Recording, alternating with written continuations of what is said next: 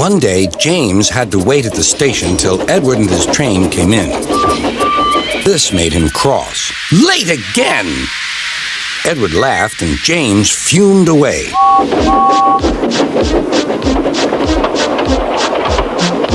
After James had finished his work, he went back to the yard and puffed onto the turntable.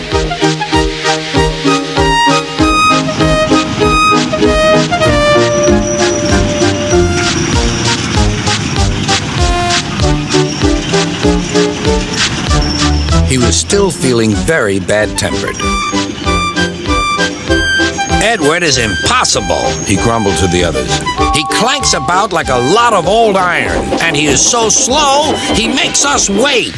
Thomas and Percy were indignant. "Old iron? Slow?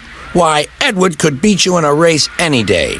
"Really?" said James. "I should like to see him do it."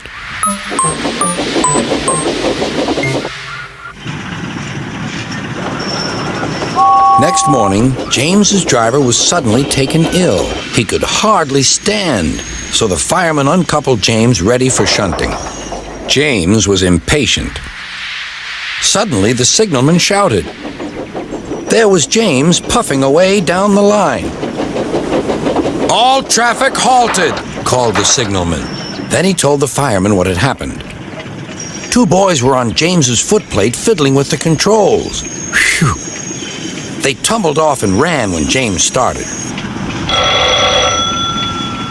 The signalman answered the telephone. "Yes? He's here." "Right. I'll tell him. The inspector's coming at once. He wants a shunter's pole and a coil of wire rope." "What for?" wondered the fireman. "Search me, but you'd better get them quickly." The fireman was ready when Edward arrived.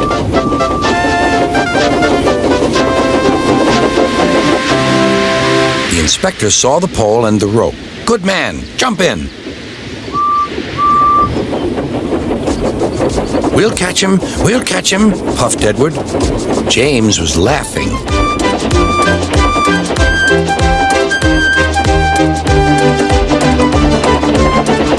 What a lark, he chuckled to himself. Suddenly, he was going faster and faster. He realized that he had no driver. "What shall I do? I can't stop! Help! Help!" We're coming, called Edward.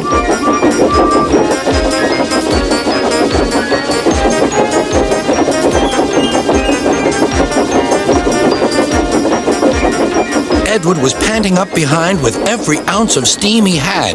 At last, he caught up with James.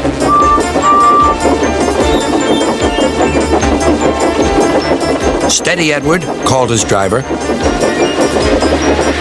The inspector stood on Edward's front, holding a noose of rope in the crook of the shunter's pole. He was trying to slip it over James's buffer. The engines swayed and lurched. At last, "Got him!" he shouted. He pulled the noose tight.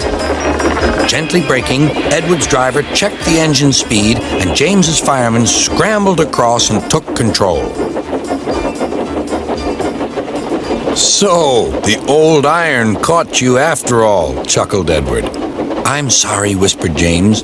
"Thank you for saving me." "You were splendid, Edward." "That's all right," replied Edward. The engines arrived at the station side by side. Sir Topham Hatt was waiting. "A fine piece of work," he said. "James, you can rest and then take your train." "I'm proud of you, Edward. You shall go to the works and have your worn parts mended." "Oh, thank you, sir," said Edward. "It'll be lovely not to clank."